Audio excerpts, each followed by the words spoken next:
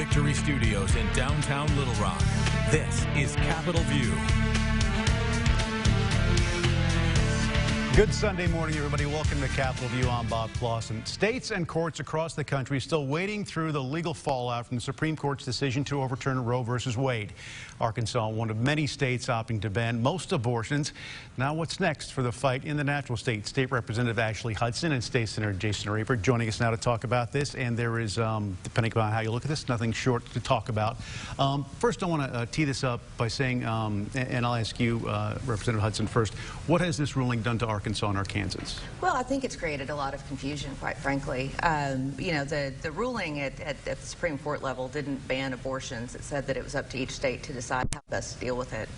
And so that reverted us back to a trigger law that was passed in 2019 that did ban abortions in every case except to save the life of a mother. Now, the problem with that is this happened so suddenly that people who may have been seeking abortions or may have had appointments are left in a bit of a state of confusion due to the fact that they're not sure what comes next in that process. But also, we're dealing with a statute that has a lot of gray areas in some of the terms and some of the process in it, which is going to lead to more confusion and likely lead to some court cases down the road. Senator Rapert, you've been part of this for some time. What has this ruling done for the state of Arkansas and to Arkansans? Well, Bob, abortion is a crime against humanity. This is our position, and it's actually been the position and the thoughts of the state now for many, many years. People have to remember that even the voters of this state many years ago tried to add, and did add, by the way, and it was struck down, actually added an amendment to the Arkansas Constitution that said life begins at conception, and we will protect it as much as is allowed under federal law. Well, this decision now restores to the states the power that always was ours and was really perverted by the original Roe decision in 1973. And so Arkansas passed Act 180 in 2019. I carried it in the Senate. Representative Mary Bentley carried it in the House. Governor Asa Hutchinson signed it into law. It was passed overwhelmingly. And that law is very simple. It said that if there is a decision that overturns Roe in whole or in part, that we would ban all abortion in Arkansas except to save the life of a mother in a medical emergency. That's very, very clear, as a matter of fact. And so we took this decision in 19. We were the 5th state in the country to pass an abortion trigger law of this kind. And there are 13 such states right now that are ready at this point to see abortion banned. Now, I will tell you that as I will take an opposition to what Representative Hudson stated, because we again passed this bill in 2021, the exact same legislation, and I removed the trigger because we have committed in our state that we are trying to see a decision that would overturn Roe, and so we intentionally ran the trigger bill without the trigger, hoping that we could force a decision, and that's been the process around the country. And obviously, that bill was in court and had an injunction, Bob, and has not yet had a decision, but this decision from the Supreme Court on Friday absolutely triggered the bill, and we're happy in the state of Arkansas that we're finally seeing what we've been hoping for years, is to save babies' lives. When it comes to the gray area that we talk about, there are options for medical abortions. Women, at this point, I think, can still receive medications from out of state. Where does all this fall in, and what options do women have moving forward? So, you know, one thing I do want to mention is I do disagree that Arkansas as a state has taken a position that they absolutely want no access to abortion except in one limited circumstance. In 2021, the University of Arkansas's Arkansas poll said that 67% of Arkansans who responded to that poll wanted some access to abortion and did not want it to be illegal in the state. So I think that relying upon a 1988 decision to add something to the Constitution it doesn't explain the whole story as to what Arkansans feel about abortion at this point. That said, you know, I've heard already that there are pharmacists and other providers who are not prescribing Plan B, the morning after pill, or the pills that do trigger an abortion because of the fact that they are unclear on whether or not those are still legal. Now, I know that in the bill, or in the law, there is a section that specifically excludes some of those, the morning after pill and emergency contraceptive, from being banned under the trigger law. But given some of the unease that that some of the providers have, and likely on the advice of their attorneys, they have opted not to provide those services to their patients anymore. The other thing too is that within the law itself, the definition of medical emergency is very fuzzy. The medical emergency says that it's a physical condition, injury, illness, something like that. All has to be physical. But emergency, which you have to look at as a plain language, it doesn't. It's medical unclear. Emergency, or the life of the mother is in danger. Well, and thank you for allowing me, because I wrote the bill and worked with the attorneys that twice passed the same legislation here in Arkansas, twice passed into law, and there was never any sudden fuzziness, if you will. It's more political, Bob, and I'm sorry, let's just cut to the chase. These are political differences. These are just not differences about that. They're going to throw up everything they can to undercut. And all due respect, the Democrat Party in this country has embraced the culture of death and has absolutely been the party that has stood up killing 63 million little babies. So this is the facts. And so I will tell you, let me answer two things. Number one, in this state, we're not relying on some 1988 vote. For 2 years in a row, Arkansas was named the most pro-life state in the country because conservative Christians and Republicans are serving in office in our state now, put there by the people of Arkansas. We passed over 44 pro-life bills, and we have absolutely taken a position as a very pro-life state. As it relates to the exceptions, the bill provides that emergency contraception is allowed. No one that I'm aware of has ever tried to articulate, as I've worked on a piece of legislation, that we wanted to stop contraception being utilized by anyone. And so that is there so that emergency contraceptions are allowed. Anything that prevents a pregnancy is a contraceptive. Anything that terminates a pregnancy is actually an abortifacient. And so that's where we've got to make sure that people are very, very clear out there. I also will mention that it states in the bill that that is allowed if it is used, basically, I'm paraphrasing, as prescribed. So it's very, very important because, you know, people do abuse drugs. And if people were trying to abuse those drugs that are available to them to force a termination and trying to circumvent the law, that might be a problem for them. But we have some remedies that we're thinking of to deal with that issue as well. In other states, there is the exception for rape and incest. That is not in the Arkansas law. This is something that you've discussed, and something that, I mean, is there going to be any, going down the road, is there going to be any middle ground where some of these things can be added? Is that something that you're working towards? You know, I think that it's absolutely appalling that we don't have exceptions for rape and incest, and I find it even more appalling that the response from Senator Rapert and others has been that this is a red herring because there's just not enough of them to matter. In Arkansas, we had about 95 abortions for girls 18 and under. Any of those girls that were under 16 were de facto raped because they are under the age of consent. Also in Arkansas, there were another 43 girls who carried out an entire pregnancy in 2020 who were under 15. And those numbers are only going to go up. We are number 2 in the country in rape.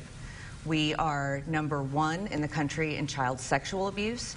And we're number 2 in the country on teen pregnancy, and number 4 in the country on maternal mortality.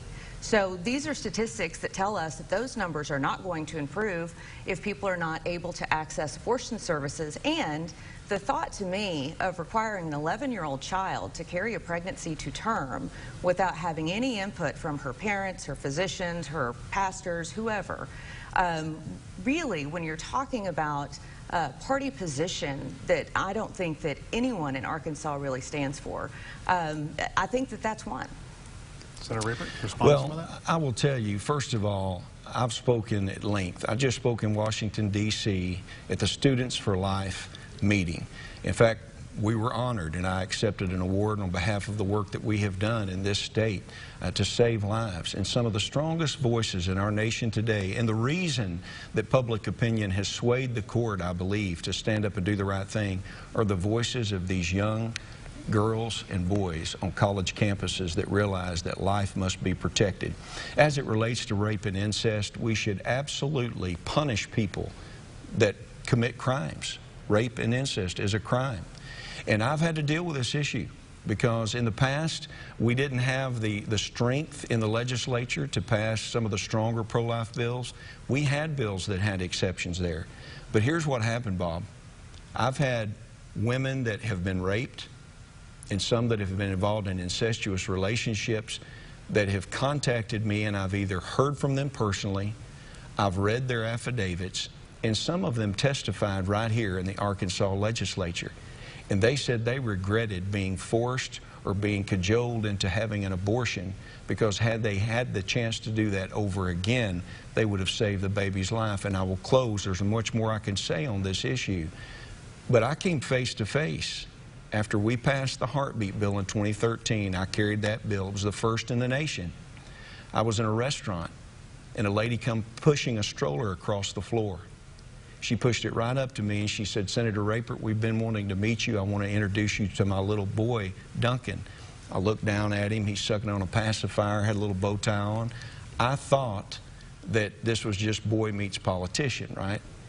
But she said, "Duncan is alive because of your heartbeat bill." She said, "I'm the adopted mother." Duncan's biological mother was raped. She took the day after pill. It didn't work. That it was his first survival. She then went to the Little Rock Surgical Abortion Clinic to get an abortion. They performed the heartbeat procedure, told her of the heartbeat in her womb. She said, "I can't do this, and I want to put the baby up for adoption." And I will say, if that woman is watching today, I've said many times, I want to thank her because she had the courage to make the love, love, love decision, which is a win-win decision for a life. She gave that baby life, which is something she wanted to do. And that is a big difference. He's 6-year-old now, and I get to see him playing t-ball.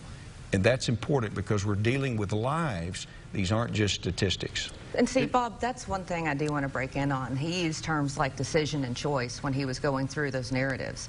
Whenever you have an exception for rape and incest, it doesn't require anyone to do anything. But there are lots of parents, and many of them have called me over the past few weeks, many of them Republicans, who are very concerned about the notion that their child would be forced to carry a baby to term, or if their sister were raped.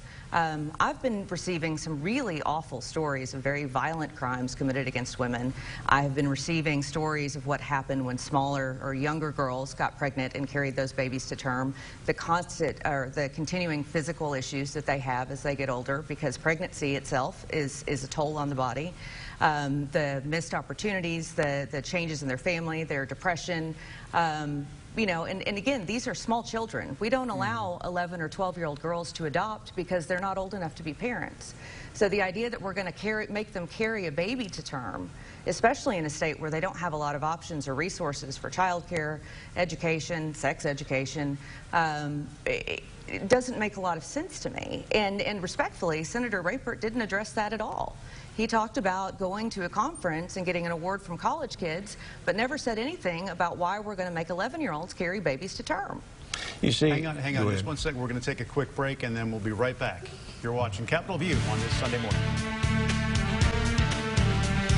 Talk focused on the political scene in Arkansas. Welcome back to Capitol View, everybody. Joined by State Representative Ashley Hudson and State Senator Jason Rapert, talking about what everyone's talking about, the Roe v. Wade decision from the Supreme Court and how things stand here in Arkansas, which seems there are some rock-solid points of view and then some points of view where we're in gray areas on just exactly how we move forward with an abortion ban here. Well, Bob, and I appreciate you addressing this, and I'm sure there's going to be more discussion of it in the future. I'm the president of the National Association of Christian Lawmakers. We absolutely fundamentally believe life begins at conception, and we are intent on making sure that abortion is abolished in every state in this country the best that we can. Because just as slavery was abolished and it was a crime against humanity, so also should abortion on demand. It should be very rare, and the problem is that it never was rare. They killed 63 million. I want to address something, as I know we're getting close to ending, as it relates to rape and incest and those exceptions.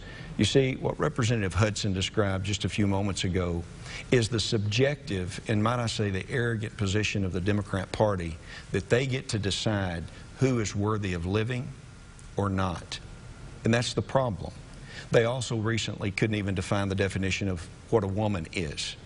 Well, you see, we believe that life begins, and I am a Christian, and some people say, don't say that. Well, our founding fathers mentioned God 4 times in the Declaration of Independence. And the Bible says that God hates those who shed innocent blood.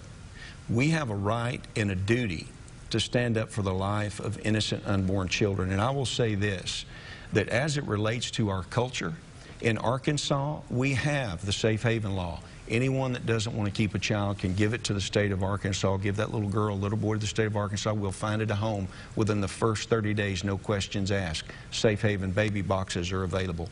We have Medicaid for children. We have Medicaid for unwed mothers. We provide all of those things.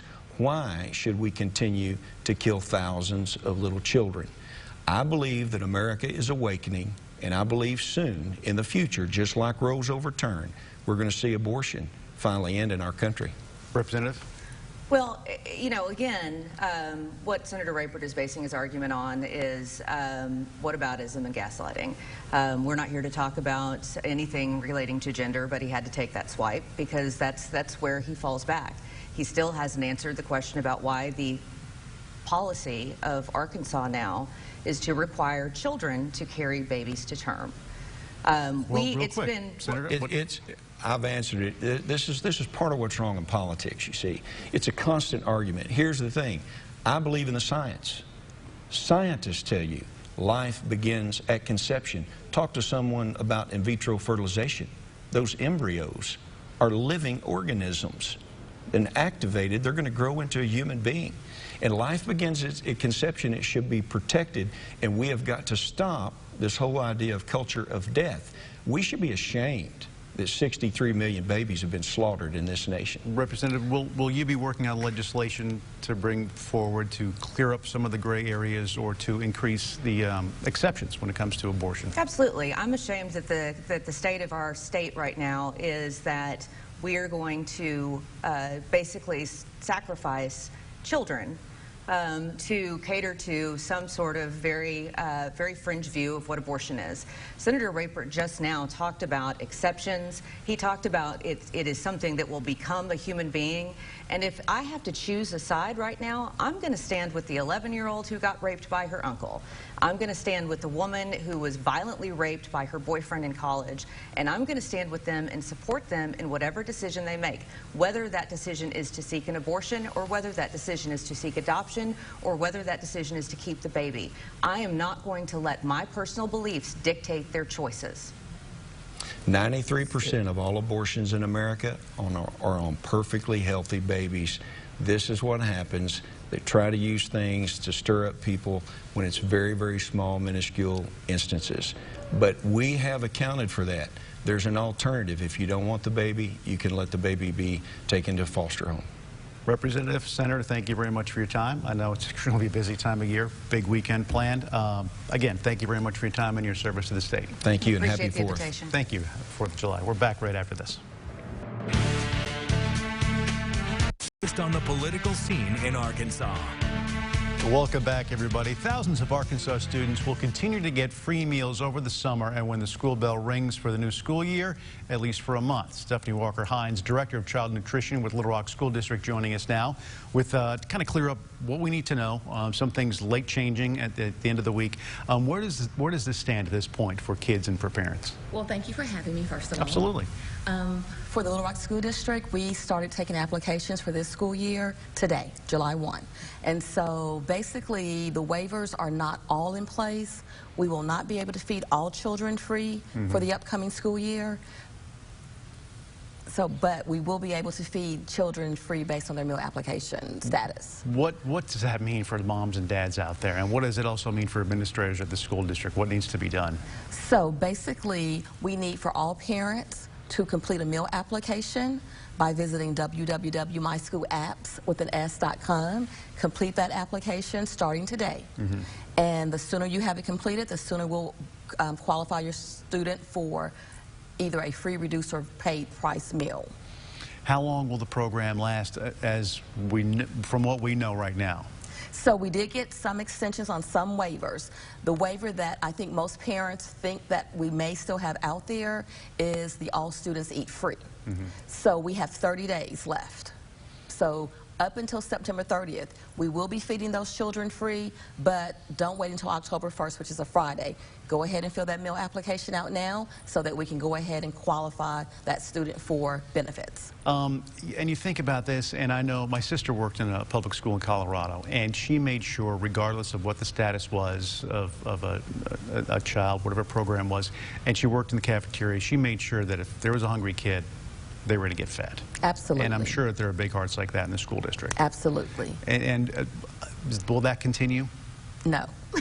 Kids cannot eat free if they don't qualify for free meals. Okay. So the good thing in Arkansas, we have quite a few kids who are directly certified by the state. So if they have a SNAP benefit, then they automatically are qualified by the state. In Little Rock, we feed over 9,000 SNAP children. But we have over 20,000 students in the Little Rock School District. So we need all students, all households to complete that application so that we can qualify them for their benefit for the new school year. And okay, and so then once they apply and they'll be qualified if they fit the criteria. Yes. And then their kids will be eating throughout the year. Yes. So all students will eat. We'll make sure all students eat. Right. But we can't do that every day because that's costly. Yes. So the USDA extended some waivers, but not all. So it's one of those things. Something will continue to evolve, I'm sure, as the school year unfolds. I can't believe it's already Almost here. Almost here already. Right. Thank you very much for joining us. I certainly appreciate that. Hope we cleared some things up. I hope so. Thank you Happy for having 4th of me. July. You also. Stick around. You're watching Capitol View on this Sunday morning. Talk focused on the political scene in Arkansas. It is Independence Day weekend, and for many families that means enjoying fireworks. Here in Central Arkansas, a big show. The annual Pops on the River returns tomorrow afternoon at the River Market. The fun starts at 3 o'clock in the afternoon. Fireworks take to the sky at 9:30. For more, you can go to our website, KARK.com. Happy 4th of July, everybody. We'll see you next week.